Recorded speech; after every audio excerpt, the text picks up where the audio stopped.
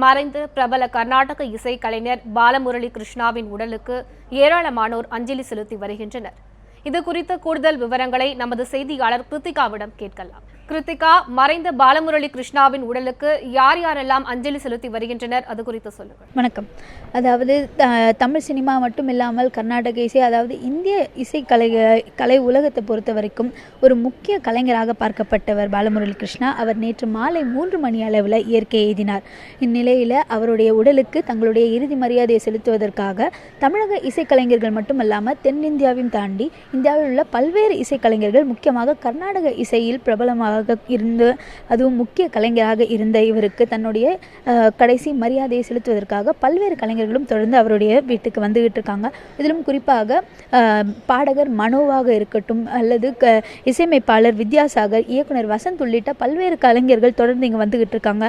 இது மட்டும் இல்லாமல் இங்கே வரக்கூடிய பல்வேறு கலைஞர்களும் குறிப்பிடக்கூடிய ஒரு விஷயம் என்னவென்றால், அதாவது இவர் இறந்த பிறகு இவருடைய சாதனைகளை தொடர்ந்து இவருடைய இடத்தை இந்த கலைத்துறையில் யாராலையும் நிரப்ப முடியாதுங்கிறத அவங்க குறிப்பிடுறாங்க. அது மட்டும் இல்லாமல் இங்கே வரக்கூடிய பல்வேறு கலைஞர்களுமே தொடர்ந்து அவரை சந்தித்த போதோ அல்லது அவரோடு பாடக்கூடிய சூழ்நிலையோ அல்லது அவர் பாடக்கூடிய பாடலுக்கு இசையமைக்கக்கூடிய சூழ்நிலை, இப்படி அவரோடு உரையாடுவதற்காக ஏற்பட்ட தருணங்களை நினைவு கூறுற வகையில் இங்கே பல்வேறு கலைஞர்களும் தொடர்ந்து பேசிக்கிட்டு இருக்காங்க.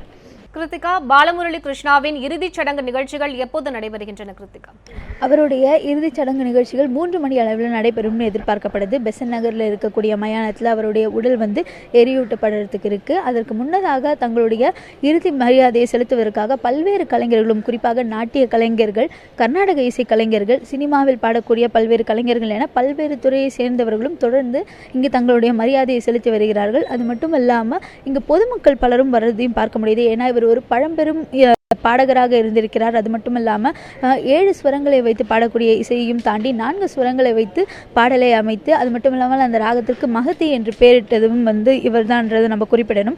இப்படி பாடல் துறையில் பாட்டு, அதுக்கப்புறம் இசையமைப்பது என்பதையும் தாண்டி ஒரு கலைஞராக அடுத்த கட்டமாக இந்த இசையில் எக்ஸ்பெரிமெண்ட் அப்படின்னு சொல்லக்கூடிய வகையில் பாடல்களில் என்ன புதுமையை கொண்டு வரலாம், அல்லது மக்களாக இருக்கட்டும், அதாவது இசையில் என்ன புதுமையை கொண்டு வரலாம் அப்படிங்கிறத முயற்சி செய்ததில் இவருக்கு ஒரு முக்கிய பங்கு இருக்குது அப்படின்னு நம்ம கண்டிப்பாக சொல்லலாம். இந்த நிலையில் இந்தியாவினுடைய இசை துறையில் ஒரு முக்கியமான இடத்தை இவர் பிடிச்சிருந்தார்.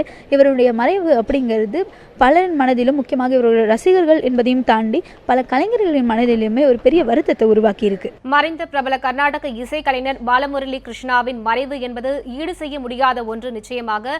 இந்நிலையில் அவரது இறுதிச் சடங்கு குறித்த கூடுதல் தகவல்களை வழங்கியமைக்காக நன்றி கிருத்திகா.